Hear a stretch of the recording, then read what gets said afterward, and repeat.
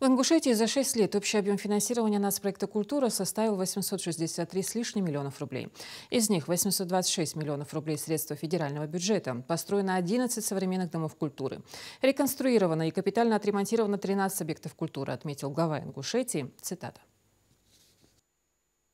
Капремонт проведен в Ингушском государственном театре юного зрителя, в детских школах искусств в городах Назрань и Карабулак, в Государственном музее изобразительных искусств, в Центре театра, кино и креативных индустрий. На базе новых объектов культуры открыты творческие коллективы, студии, кружки художественного творчества, народные театры, музыкальные и танцевальные студии. В нашей республике успешно реализованы 3 региональных проекта в рамках нацпроекта «Культура», «Культурная среда», «Творческие люди» и «Цифровая культура». С 2019 по 2024 годы обновлена инфраструктура 25 учреждений культуры, в том числе в сельских поселениях. Мы видим позитивные изменения в культурной жизни республики. Растет интерес к искусству, раскрываются таланты наших детей и молодежи. Инвестиции в культуру – это вложение в будущее, в духовно богатую и процветающую Ингушетию. В этом нам помогает национальный проект «Культура», инициированный президентом России. Нацпроект «Культура» дает мощный импульс развитию культурной сферы по всей стране, и Ингушетия является активным участником этого важного процесса.